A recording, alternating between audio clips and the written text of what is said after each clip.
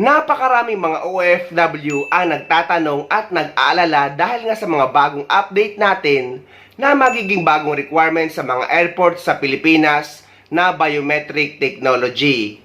Ang tanong nila ngayon kung may pagbabago na daw ba sa requirements ngayong November 2024. Ang sagot guys ay wala pa rin namang pagbabago dahil ang biometric technology na in-announce ng DOTR ay ititest pa lang naman sa pagpasok ng 2025 at sa kanila ito ipapatupad sa susunod na taon. So inuulit natin guys na wala pa rin namang pagbabago sa requirements pauwi sa Pilipinas at pabalik sa ibang bansa ngayong buwan ng November 2024. At eto, dati pa rin kagaya sa nagawa kong video ngayong buwan.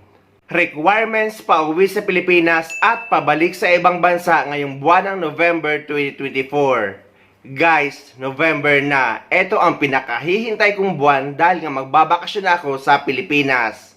At marami tayong update na gagawin kapag nasa Pilipinas na tayo. At eto na ang mga requirements pauwi sa Pilipinas at pabalik sa ibang bansa ngayong buwan ng November 2024.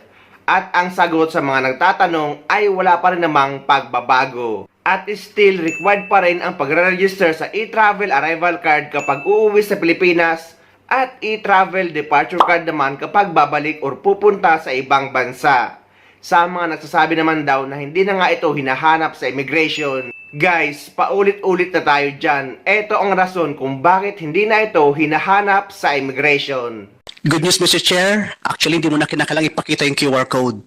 We're able to successfully integrate e-travel directly to the immigration system. Ibig sabihin po, pagka-scan pa lang ng passport, hindi na kinakailangan isa-isahin pa ho na mag-scan ng QR code, Mr. Chair. Another improvement po na nagawa ko natin po sa upgrade natin sa e-travel. Sa mga nagtatanong naman kung kailangan pa daw ba ng UUEC kahit nakapag-register na sa e-travel departure card. Ang sagot, kapag isa kang OFW ay required talaga ang UUEC kahit nakapag-register ka na sa e-travel departure card. Dahil magkaiba ang purpose niyan. Kaya nga meron tayong listahan ng mga requirements pauwi sa Pilipinas at pabalik sa ibang bansa. So, eto ang mga requirements na kailangan nyo dalhin kapag uuwi kayo sa Pilipinas. Isa na dyan ang inyong passport, ticket, at ang inyong e-travel arrival card registration. Sa mga walang idea kung paano mag-register sa e-travel arrival card, ay meron akong video tutorial na ilalagay ko sa description ng video na ito para may guide kayo. Additional requirements naman para sa mga OFW na nag-change employer or lumipat ng kumpanya. OFW nag-change job site, nag-change company name kahit pareho pa rin ang owner. Mga OFW na nag-change position at yung mga OFW na babae na nag-change ng marital status na napalitan ang apelyido sa visa, passport at kontrata. At yung mga OFW na galing sa visit visa na naging employment visa.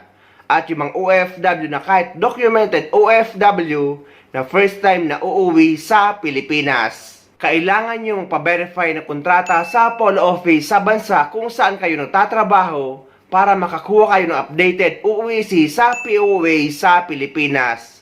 Sinasama ko na dito ang mga documented OFW na first time na uuwi sa Pilipinas dahil ang ibang OFW ay hindi nila hawak ang kanilang PAPSBAM account at agency ang gumawa na hindi nila alam na may discrepancy. Kaya mas maigi kapag first time yung uuwi sa Pilipinas ay magpa-verify kayo ng inyong kontrata. Ngunit sa mga OFW naman na dati na nakapag-verify ng kontrata at dati na nakauwi sa Pilipinas at babalik muli sa parehong employer na walang employment changes, hindi nyo na kailangan pa ng panibagong Polo verified contract dahil pwede na kayo makapag-acquire ng UUEC exemption online or sa inyong PAPSBAM account. Yung pangatlo po yung tinatawag nating balik manggagawa or returning workers, no? Ito pong balik manggagawa, sila po yung dati nang nagtrabaho sa abroad, meron po silang valid employment contract at nagbakasyon lang panandalian sa Pilipinas at muli pong babalik sa kanilang employers, no? Sila po ay mga OEC exempt. Kung kayo naman po ay balik manggagawa, online na po ito. Kung babalik po kayo sa inyong dating pinagtatrabahuhan, meron na pong tinatawag na OEC Exemption Certificate na inyo na pong makukuha sa sarili ninyong online account sa Department of Migrant Workers. Hindi nyo na po kailangang pumunta dito sa amin dahil dire-diretso po yung pagkuha ng OEC sa inyong online account. Sa mga walang idea kung paano mag-acquire ng OEC exemption online, ay meron akong video tutorial na ilalagay ko sa description ng video na ito para may guide kayo. Ngunit kahit exempted na kayo sa OEC at nakapag-acquire na kayo ng OEC exemption, ay sinasuggest ko na dalhin nyo pa rin ang inyong valid or latest printed contract kapag uuwi kayo sa Pilipinas.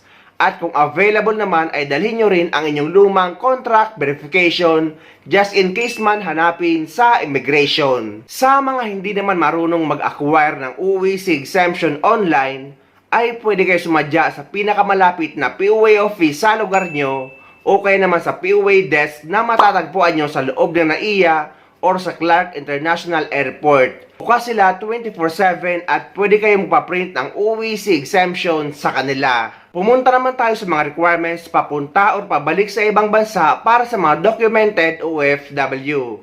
Number 1, ang inyong e-travel departure card registration. Number 2, ang inyong OEC or OEC exemption. Number 3, ang inyong valid visa. Dito guys sa United Arab Emirates, ang visa natin dito ay ang Emirates ID na natin. At yun ang ipapakita nyo sa immigration. Number 4, ang inyong passport, ticket, at ang huli ay ang OWA membership. Lagi ko sinasuggest guys na dapat lagi kayo mag-renew ng OWA membership kada 2 taon. At hindi naman ito hinahanap sa immigration. Dahil ang OWA membership ay proteksyon nating OFW or proteksyon ng mga OFW habang nagtatrabaho sa ibang bansa. Pwede kayo mag-renew nito sa kahit saang OWA office sa Pilipinas or sa loob ng NAIA.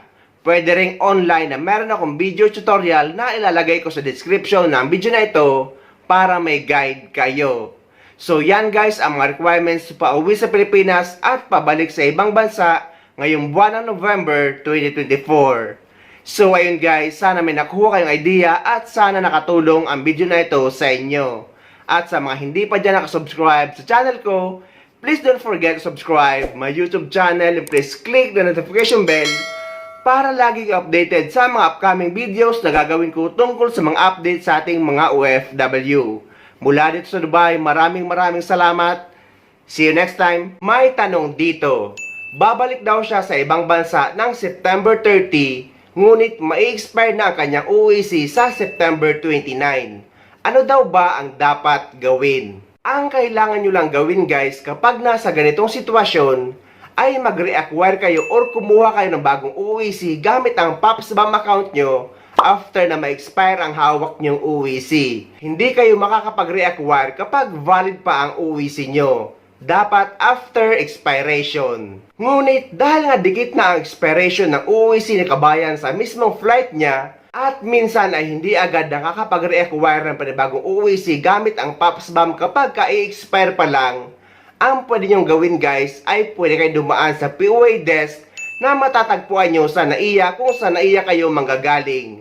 At POA desk naman na matatagpuan nyo sa Clark International Airport kung sa Clark kayo lilipad papunta sa ibang bansa. At pareho silang open or bukas 24 oras. May tanong dito na kung kailangan daw ba ang OFW e-card or ang meaning yata niya na kung kailangan ng OFW e-card sa pag-travel. Ang sagot guys ay hindi. Hindi kailangan ng OFW e-card or mas kilalang OWA e-card sa pag-travel. Dahil ang purpose lang nito ay para sa mga discount at benefits ng mga OFW na makukuha mo ang OFW e-card sa OFW Lounge na NAIA Terminal 1 o kaya naman na NAIA Terminal 3.